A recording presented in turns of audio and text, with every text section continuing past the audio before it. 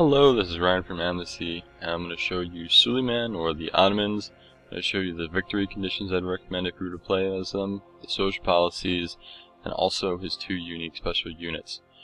So, he has Barbary Corsairs, which means all melee naval units have the prize ships promotion, allowing them to capture defeated ships, and you only pay 1/3 the usual cost for naval unit maintenance. So essentially what that means is that you'll be able to dominate in many games just because of that. Early on, you should definitely be fighting things out in the sea. If you are able to, chances are you'll have cities near the coast. So, why would you want to do that? It's obviously clear just based upon the description. So the melee units, early ships that you'll have, will be able to take over other early era ships as well. So you'll have a navy that is unmatched by anybody else, so you will dominate in the sea. You'll be right up there with Elizabeth on that trait. So, obviously the number one thing to go for with Suleiman is going to be domination, because you basically get free ships. You don't really have to pay for them. I mean, you do, but it's very, very reduced compared to other civilizations. And also they have two good unique units that are on the land. They're not even boats, so that's extremely helpful as well. I'd highly recommend that as number one. And secondly, science I would recommend is because chances are you're going to be expanding quite a lot, whether it be from attacking people or maybe just settling cities. So with commerce, you get science from gold increasing buildings, so you should have a lot of gold, dominate the seas, and also get some extra science out of it. So really culminates into a fairly easy way to win in a science victory. And the two that I really wouldn't recommend would be diplomacy and culture. Diplomatically, I mean, you really don't have much. You don't have a personality trait that helps you out in that regards.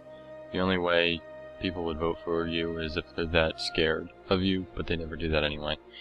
And then culturally, you want to expand. You definitely are a civilization that dominates. There's no reason you should be hiding and sticking to a couple cities. So definitely recommend domination. Now I will show you the Janissary and the Sipai. So the Janissary will cost you 150 production or 300 faith. He has a gunpowder unit. He'll have a combat bonus of 24, a movement of 2, and his two abilities are heal 50 damage if kills a unit, and combat bonus when attacking.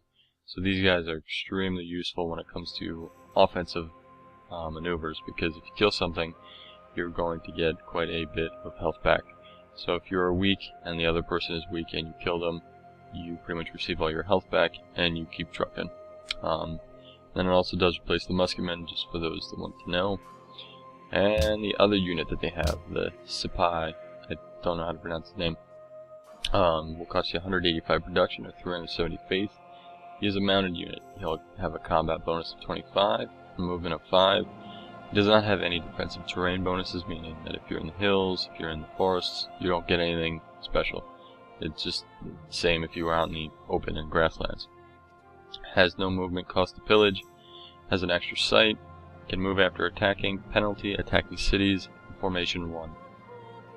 So you don't really want to use these guys to attack cities with, you just kind of want to use these to take out the additional units that are around, scattered. Also to pillage. I mean, these guys are fantastic pillagers because you just pillage and then you can keep moving on, and you can pillage quite a few tiles with these guys per turn. So they can be a thorn in many people's sides. So with that being said, now I will show you the social policies I'd recommend if you were to play the Ottoman. Before I show you any social policies, I'm going to tell you about the start buys that the Ottomans will have. This is fairly a good one, considering you're near plains.